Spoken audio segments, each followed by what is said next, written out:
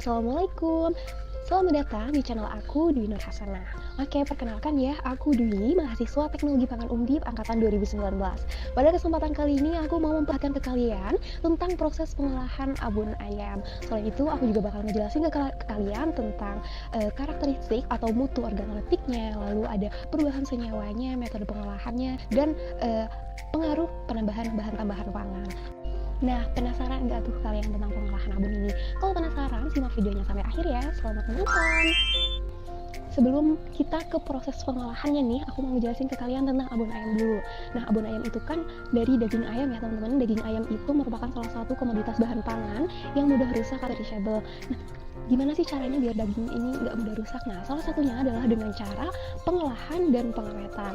Pengolahan dan pengawetan ini bisa menyebabkan daging mempunyai umur simpan yang lebih panjang dan juga bisa memberikan cita rasa sehingga nilai tambah dari daging ini meningkat nih. Apa itu abon? Nah, teman-teman pasti udah tahu sih abon itu apa, tapi aku mau ngejelasin dari sumber SNI ya. Nah, Badan Standarisasi Nasional Indonesia telah mengatur nih dalam SNI nomor 0137071995 yang menyatakan bahwa abon merupakan makanan kering yang khas dibuat dari daging yang direbus, disayat, dibumbui, digoreng, dan pres. Nah, nanti kita juga pengolahannya kurang lebih akan seperti itu. Metode yang aku gunakan dalam pengolahan abon ini adalah kombinasi dari moist heat dan dry heat. Nah, moist heat ini merupakan metode pengolahan yang digunakan dengan media perantara uap atau air panas. Sedangkan dry heat menggunakan media panas atau minyak panas. Nah, metode moist heat yang aku gunakan dalam proses ini adalah perebusan atau boiling. Sedangkan dry heatnya dengan dua metode yaitu sauteing atau menumis dan juga deep frying atau penggorengan.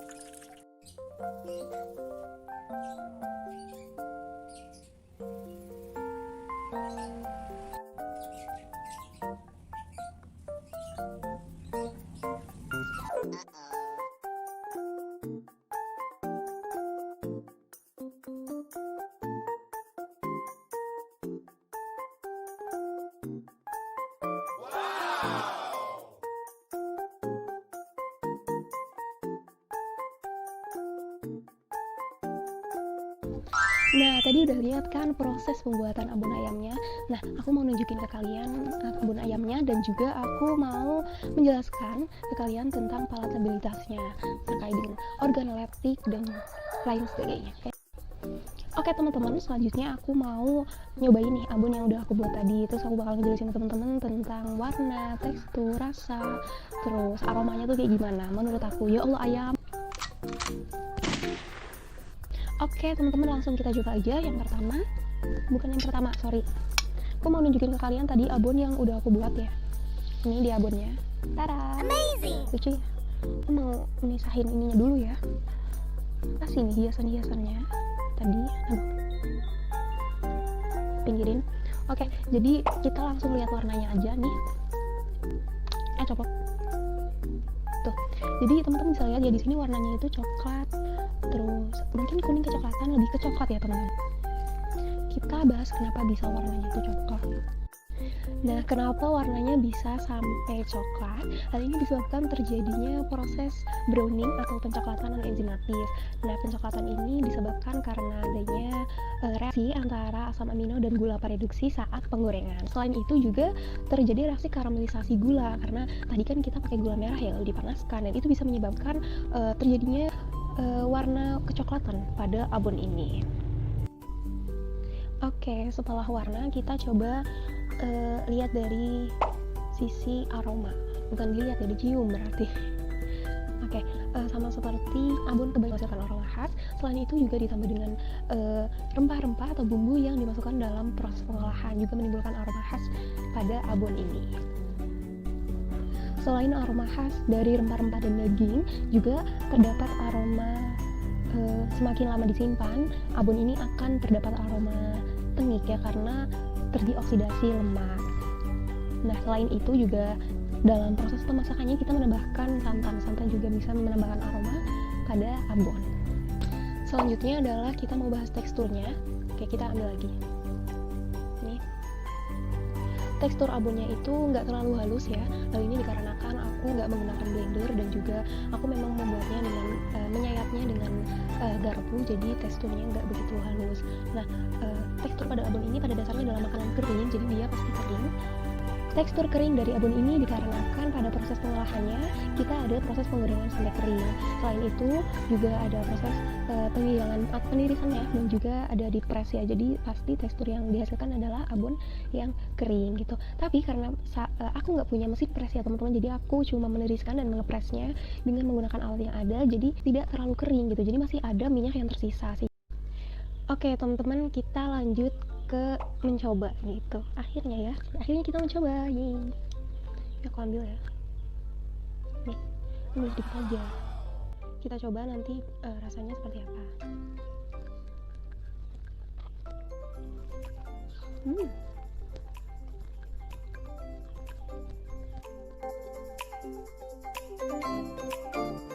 Nah teman-teman, tadi aku udah nyoba abon yang aku buat, dan rasanya alhamdulillah sama seperti yang aku harapkan gitu. Jadi rasa abonnya itu enak ya, gurih, dan ada rasa manisnya, asinnya juga. Rasa abon yang gurih ini disebabkan karena proses penggorengan. Nah, penggorengan itu kan menggunakan minyak ya, nanti dagingnya menyerap minyak.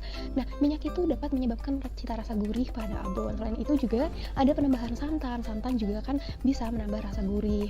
Selain itu ada penambahan garam dan juga gula, lalu ada penyedap dan bumbu-bumbu lain, rempah-rempah lain yang menambah cita rasa atau flavor dari abon ini menjadi lebih enak. Oke, aku akan bahas tentang perubahan senyawa yang terjadi pada proses pengolahan abon ayam ini. Nah, yang pertama kita lihat dari kadar abu nih. Karena digunakan metode penggorengan, jadi kadar abunya akan meningkat. Selanjutnya adalah kadar air. Kadar air dari abon ini akan turun ya dari proses awal dari daging sampai menjadi abon itu pasti akan turun karena mengalami beberapa proses pengolahan, penggorengan dan juga ditambahi bahan-bahan yang dapat mengikat air seperti garam, gula dan rempah-rempah. Jadi kadar airnya akan menurun. Oke, selanjutnya adalah kadar proteinnya. Nah, metode penggorengan pada abon ini juga menyebabkan reduksi asam amino dari protein. Berikutnya adalah kadar lemak. Nah, abon ini mengandung lemak yang cukup tinggi ya, baik disebabkan oleh bahan dasarnya yaitu ayam yang tentunya mengandung lemak. Selain itu juga karena pengolahannya menggunakan metode peringan. Aku menggunakan deep frying atau penggorengan yang menyebabkan bahan itu tertutup semua dengan minyak sehingga akan terjadi penyerapan minyak yang cukup banyak. Karena penyerapan minyak yang cukup banyak inilah kadar airnya turun, sedangkan kadar lemaknya naik. Selain itu, lemak pada abon ini juga tinggi disebabkan karena penambahan santan pada saat proses pemasakan bumbu-bumbunya. Oke, berikutnya adalah pengaruh bahan tambahan pangan pada abon ini. Jadi aku menggunakan beberapa bahan tambahan pangan seperti gula. Gula itu akan menambah rasa manis tentunya ya, cita rasa, dan juga dia menyebabkan karamelisasi dan untuk proses pengawetan abon juga karena gula ini bisa mengikat air. Selain itu ada penambahan garam. Garam juga untuk menambah cita rasa, menambah rasa asin. Selain itu juga untuk mengawetkan abon ini. Dan juga aku nambahi di bawang putih, bawang merah, lodeh, kunyit, ketumbar, itu semuanya untuk menambah cita rasa dan aroma dan hingga flavor yang diberikan pada abon ini lebih enak. Selain itu rempah-rempah juga mengandung zat antimikroba yang dapat meningkatkan umur simpan dari produk abon. Nah teman-teman, alhamdulillah tadi kita udah melihat proses pembuatan abon, terus aku juga udah ngejelasin beberapa hal fenomena yang terjadi saat pembuatan abon ini, udah icip juga. Nah gimana nih, semoga video yang aku berikan ini bermanfaat untuk teman-teman semua. Cukup sekian dari aku. Apabila ada kesalahan dalam pengucapan atau perbuatan, aku minta maaf. Terima kasih atas perhatiannya, terima kasih telah menonton sampai akhir, dan aku akhiri. Assalamualaikum warahmatullahi wabarakatuh. Dadah.